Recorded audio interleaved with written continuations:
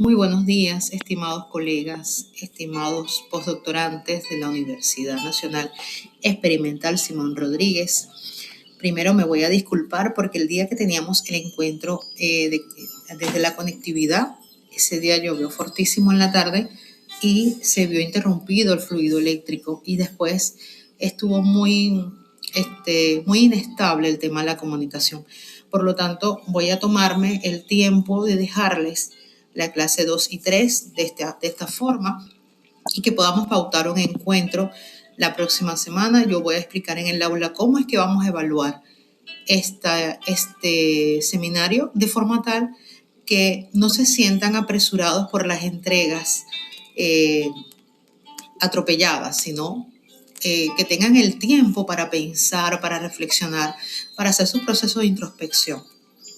Bienvenidos entonces al módulo 2, Bienestar humano y economía del cuidado desde la ciudadanía ecoética. Una reflexión desde el pensamiento complejo y la ecosofía, que es nuestra filosofía de construcción del conocimiento en este seminario. Es importante comenzar hablando de las crisis, porque las crisis son las oportunidades que nos permiten interrumpir nuestro status quo, nuestro estado de confort, nuestro estado de saturación de la realidad, donde creemos que tenemos el control de todo. Sin embargo, estas crisis nos mueven los escenarios, nos mueven los sentires y eso hace que busquemos nuevas oportunidades, nuevas respuestas, pero lo más importante, que busquemos nuevas preguntas dentro de nosotros. Vemos entonces que la crisis del paradigma hegemónico, en este caso el paradigma mecanicista, reduccionista, habla que ya entender las cosas desde los números, desde las métricas ya no son suficientes. Establece la lámina que les comparto, que durante décadas el Producto Interno Bruto o el PIB ha sido la métrica dominante para evaluar el nivel de desarrollo de un país, de una nación.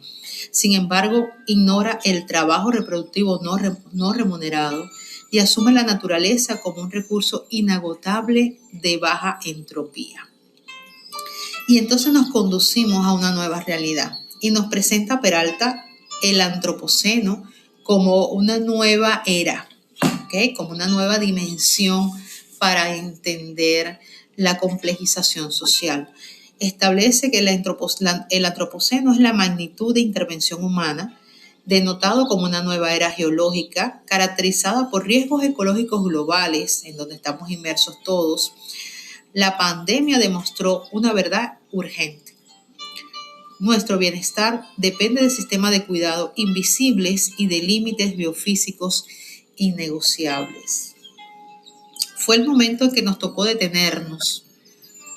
Nos tocó eliminar la saturación de información externa y concentrarnos en nosotros mismos y en el cuidado de los nuestros. Estas dimensiones del verdadero bienestar, cuando lo plantea Díaz, que el bienestar depende del sistema de cuidados funcionales que van a sostener la vida cotidiana y la continuidad social. Y aquí tenemos el entrelazamiento entre el bienestar material, desde las condiciones de vida digna, vivencia, salud, seguridad económica, que van a permitir una vida sin privaciones. Tenemos el cuidado relacional basado en los vínculos afectivos sólidos, redes de apoyo comunitario y reconocimiento de la interdependencia humana fundamental. Y por último, la sostenibilidad ambiental desde la relación armoniosa con los ecosistemas, la responsabilidad planetaria y la comprensión de nuestra permanencia en la Tierra. Fíjense cómo estas dimensiones del bienestar se entrelazan entre lo material basado precisamente en las dimensiones de satisfacción humana más básica, hasta el cuidado relacional que tiene que ver con el afecto, con la comprensión, con la empatía, con sentirse cuidado, con sentirse querido, pero siempre desde una relación armónica con el ambiente. Recuerden que hasta el momento el único planeta que tenemos es el planeta Tierra.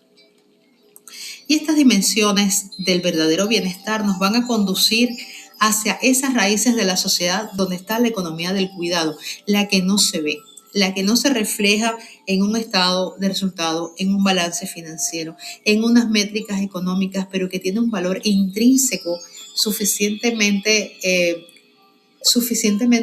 fuerte y robusto para que si esta economía del cuidado se quiebra, falla, todo lo demás tiembla, todo lo demás se vuelve indisoluble. Y aquí entonces vemos la diferencia entre el tronco que está arriba, que es lo que se ve y que te habla del mercado, de la producción visible. Y me permito, desde mi propia percepción del tema, abordarla desde la economía feminista, donde establece que la reproducción social descentra los mercados. ¿Okay? El objetivo del sistema no debe ser la reproducción del capital, sino la sostenibilidad de la vida. Y es importante hacer esta referencia cuando yo hablo de la economía del cuidado. No solamente estamos hablando de la economía feminista, porque no, es totalmente cierto que cada quien cumple roles familiares y que también en casa hay, eh, hay padres, hay hermanos, hay abuelos, hay tíos que se quedan socialmente relegados para cumplir funciones de cuidado. ¿Okay? Lo que pasa es que en su gran mayoría quienes hacen estas funciones normalmente son las mujeres. Sin embargo, se ha visto un auge de los llamados padres de hogar, padres de familia, que le permite a la esposa, le permite no, la esposa tiene la oportunidad de tener un trabajo más remunerado que él y él decide quedarse en casa. ¿Okay? Los llamados amos de casa, que se le dice de forma jocosa.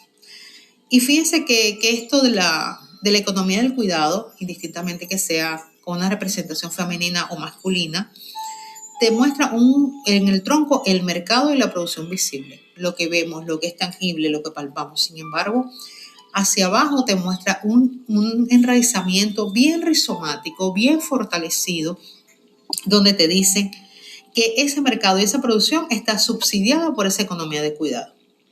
El trabajo de cuidado no remunerado, la crianza, la alimentación, la limpieza, la gestión emocional, va a garantizar la disponibilidad diaria de la fuerza de trabajo.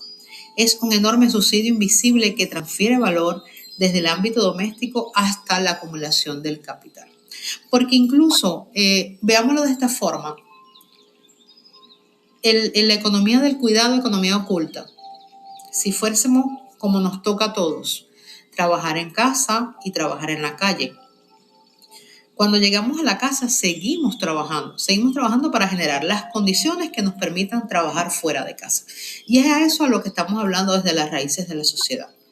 Cómo la economía del cuidado, el tiempo que pasamos planificando, organizando, estructurando, haciendo las cosas necesarias en casa para poder trabajar fuera de casa, no se evalúa, no se valora, perdón. Ni siquiera las valoramos en ocasiones nosotros mismos.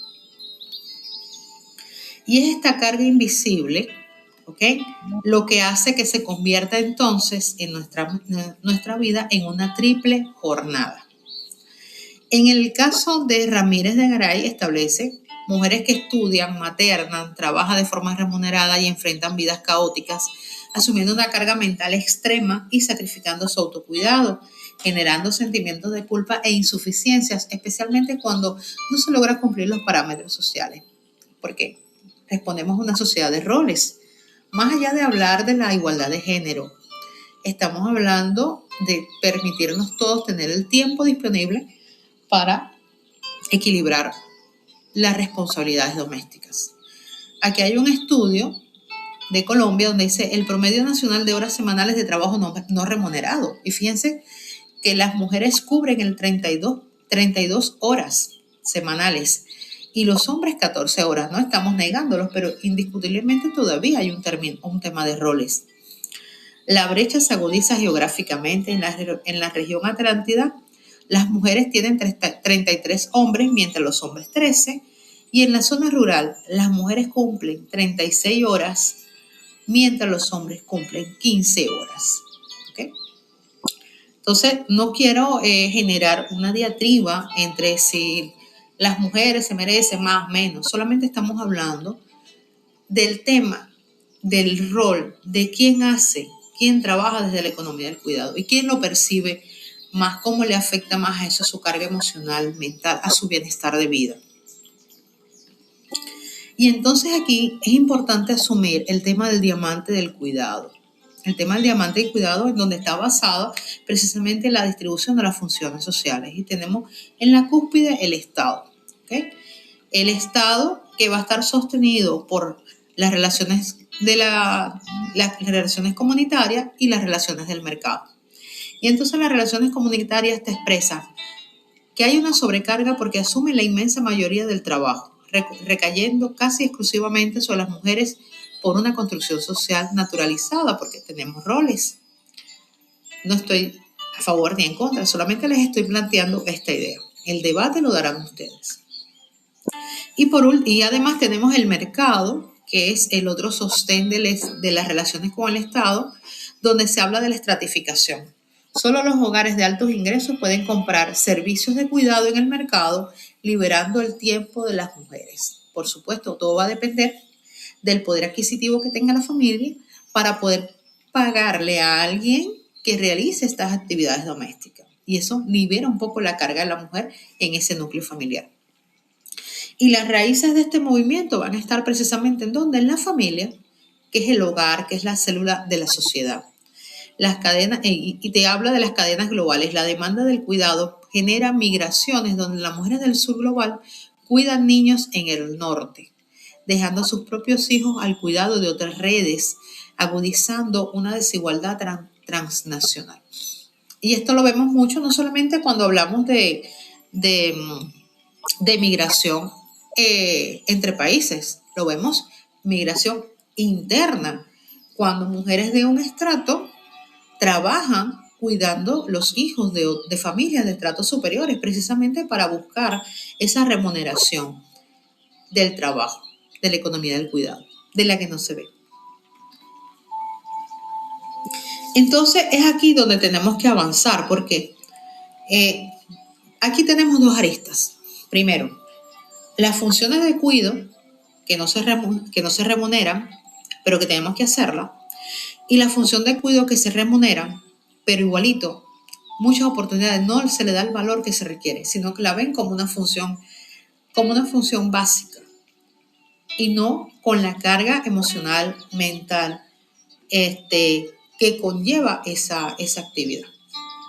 Por eso esto nos conduce a pensar en una ciudadanía ecoética, desde la ética de la ecología, de la ecología humana. Y pensar entonces en la conformación de un estado ecológico de derecho. Y aquí hablamos entonces del paradigma de la sustentabilidad o sostenibilidad, ¿ok? Podemos llamarlo indistintamente sostenibilidad o sustentabilidad cuando hablamos de las relaciones ecológicas. Y entonces se establece que los derechos humanos fundamentales solo pueden ejercerse en un ambiente equilibrado y resiliente que respete los límites biofísicos. Es decir, que cuando yo talo un árbol, ya yo estoy violentando el derecho humano. Aparentemente simplemente estoy haciendo usufructo de la naturaleza, pero estoy cercenando el derecho a respirar que yo pueda tener, el derecho al bienestar ecológico que yo pueda tener. Hay estudios que hablan sobre esto, sobre la importancia del equilibrio ecológico para la sostenibilidad de la vida humana. Y es súper interesantísimo que nos permitamos vernos en el otro escenario, vernos como árboles, como otras formas de vida que quieren coexistir en el planeta y somos cercenados simplemente por un utilitarismo, aunque socialmente nos pasa, sin ser árboles. El mismo sistema social a veces nos cercena para el utilitarismo de otros. Disculpen por lo del perrito. Entonces, vemos el estado esverdeado, maravilloso este término, y es permitirnos construir un nuevo proyecto político que va a buscar conciliar el antropocentrismo, que es la acción humana en el entorno, y el ecologicismo, sin entrar en, yo le llamaba en la clase presencial, bueno, ahorita no recuerdo el nombre, pero ya se los voy a decir, la tiranía ecologista o algo así. Entonces, esto va a introducir principios irrenunciables como la progresividad, la prevención, la equidad intergeneracional y la equidad interespecies, a lo que nos convoca Peralta, el derecho a la vida de cualquier forma de vida. Lo que nos va a conducir entonces a una ciudadanía ecoética, pasar de exigir derechos individuales para asumir responsabilidades y deberes compartidos hacia las personas, las comunidades y los ecosistemas. Y esto nos conduce al respeto a la comunidad de la vida. Aquí los convoco a revisar la Carta de la Tierra, la cual rechaza el término recursos naturales porque tiene una cosmovisión, una connotación utilitarista. Es decir, está al servicio de, sin embargo no es así. Y propone el término comunidad de la vida, porque compartimos los mismos códigos genéticos biológicos con otras especies. Y aquí nos habla de 3 elementos fundamentales: el respeto, la compasión y el cuidado y el amor. La relación amorosa y no agresiva con la realidad. Desafíos que tenemos actualmente es que tenemos 2 vertientes de desarrollo. Es decir, tenemos 2 vertientes de desarrollo. Nos queda el transhumanismo tecnológico, donde nos dejamos llevar por el tema de la tecnología y la inteligencia artificial, que nos va a conducir irreductiblemente o deliberadamente a la biotecnología humana, manteniendo las estructuras jerárquicas, perpetuando la visión de la naturaleza, pero solamente como un instrumento al servicio del ser humano, o el poshumanismo crítico, que nos habla de esa ruptura de la dualidad ontológica naturaleza-cultura, sino que nos va a conducir hacia la coagencia vital, de la coagencia vital del mundo, es decir, coexistir más allá de lo humano. Y aquí el insight esencial que tenemos que tener, que para evitar el ecocidio en el antropoceno debemos desmantelar las jerarquías de dominación y reconocer nuestra coinmunidad e interdependencia con el tejido de la biosfera.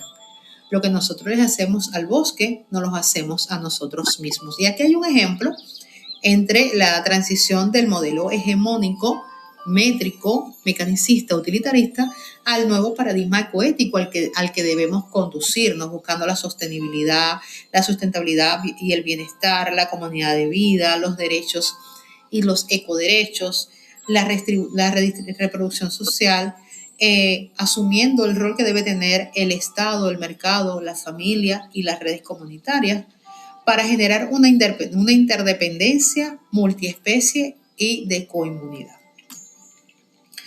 Y esto, para pensar de esta forma, los invito a revisar los 7 saberes de Edgar Morin, donde nos pasea por un recorrido maravilloso que desde la complejidad nos permite entender el bucle esencialmente individuo, sociedad, especie, y cómo nos habla de la identidad planetaria y de la ciudadanía planetaria, y cómo nos dice, somos seres humanos marcados en un contexto geográfico, pero esencialmente somos seres humanos que compartimos la misma patria, la Tierra.